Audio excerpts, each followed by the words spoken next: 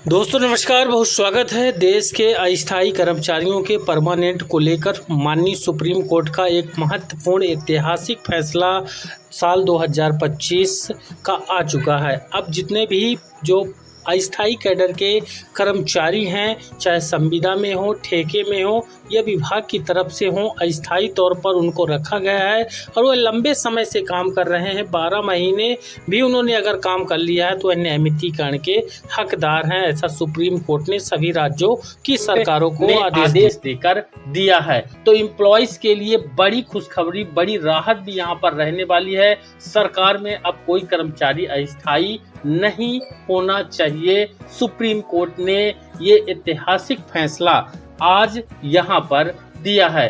भारत के सर्वोच्च न्यायालय ने कर्मचारियों की नियुक्ति के संबंध में एक महत्वपूर्ण और ऐतिहासिक फैसला दिया है, जिसका उल्लेख न्याय दृष्टांत के रूप में भविष्य में भी किया जाता रहेगा।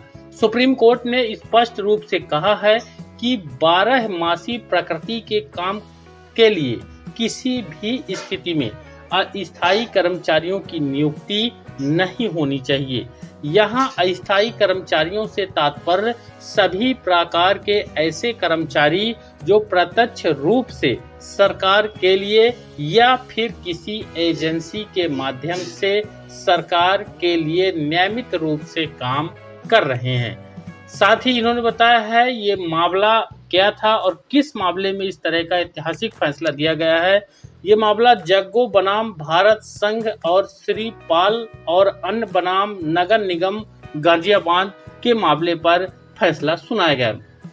सर्वोच्च न्यायालय में जस्टिस विक्रम नाथ और जस्टिस संदीप मेहता की खंडपीठ ने जग्गो बनाम भारत संघ और श्रीपाल और अन्य बनाम नगर निगम गाजियाबाद न्याय दृष्टांत का उल्लेख करते हुए फिर से स्पष्ट किया कि स्थायी प्रकृति के काम के लिए अगर कोई काम स्थायी प्रकृति का है, यानी लगातार 12 महीने या उससे ज्यादा चलने वाला काम है और उस पर आउटसोर्स कर्मचारी की नियुक्ति नहीं की जा सकती है। और आज के समय में हो क्या रहा है कि पूरे देश में लगभग सभी विभागों में आप देखेंगे कि आउटसोर्स पर व्यक्तियों को रखा जाता है, कर्मचारियों को रखा जाता है, ताकि सरकारों को उनको उनके उस काम के एवज में जो उनका रियल में वेतन होना चाहिए वह ना दे के उनको मानदेय मजदूरी के तौर पर दिया जाता है।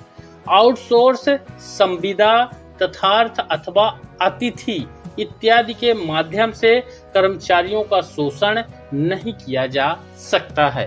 यानी अतिथि जो होते हैं वह सरकारी स्कूलों पर अस्थायी तौर पर काम करते हैं, जबकि स्कूलों पर अध्यापन का काम स्थायी तौर पर होना चाहिए, ऐसा माननीय सुप्रीम कोर्ट ने माना है। और अतिथियों को यहाँ पर बड़ी राहत आगे वाले समय में मिलेगी। उन्होंने कहा कि यदि शासन ने किसी नियमित प्रकृति के कार्य का सृजन किया है तो उसके लिए पद का सृजन करना भी सरकार की जिम्मेदारी बनती है और है। सरकार की जिम्मेदारी है। अगर काम यहाँ पर लगातार चलने वाला है तो कर्मचारी भी स्थायी परमानेंट वहाँ पर होना चाहिए।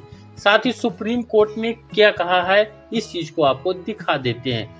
सुप्रीम कोर्ट की तरफ से कहा गया है, we think it's is important to remember that the state here that means both central and state government, यानी केंद्र सरकार और राज्य सरकार दोनों के लिए यह फैसला लागू किया जाएगा। Is not just a market participant but a constitutional employer. It can not balance the burden on the backs of those who perform the most basic and recurring public functions, where the work repetitive day after day and year after year. The establishment must reflect that reality in its accept strength and engagement practices. ये फैसले से आप स्पष्ट रूप से जान पाए होंगे कि चाहे राज्य के अस्थायी कर्मचारी हों या फिर केंद्र सरकार के अस्थायी कर्मचारी हों, उनको परमानेंट रूप से रखा जाए, ऐसा माननीय सुप्रीम कोर्ट ने आदेश जारी कर दिया है। सुप्रीम कोर्ट ने स्पष्ट किया कि सरकार कोई बाजार का दुकानदार नहीं है, वह एक संवैधानिक संस्था है और उसे सर्वोच्च मानक स्थापित करना होता है।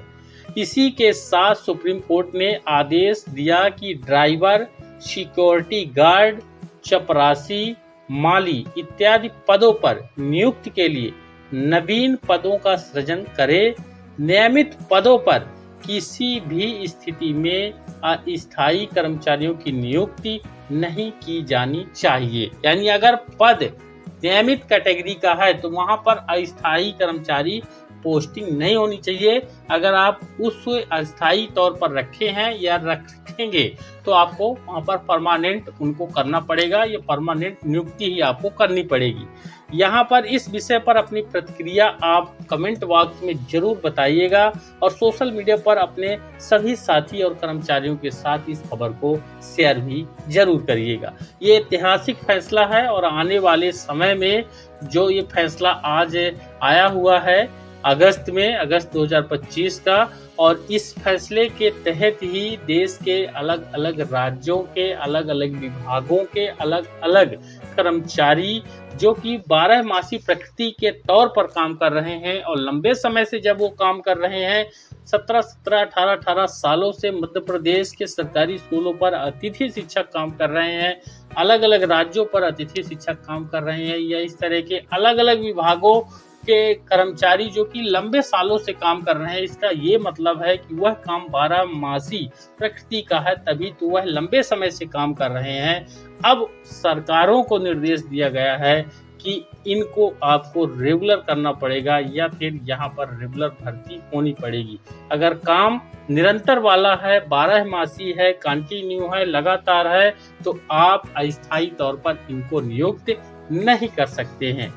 अभी तक सरकारें बीच के रास्ते में प्राइवेट के माध्यम से या डायरेक्ट विभाग के माध्यम से इन कर्मचारियों की नियुक्ति करती है और जहां पर अतिथि शिक्षक रखे गए हैं उस अतिथि शिक्षक को नियमित शिक्षक के 1/3 1/4 से भी कम जो है उनको मजदूरी के तौर पर मान दे दिया जाता है। जबकि अगर एक शिक्षक हो और उसके एवज में रेगुलर जो शिक्षक हैं तो उन शिक्षकों को 1,80,000, 60,000, 50,000 रुपए वेतन दिया जाता है।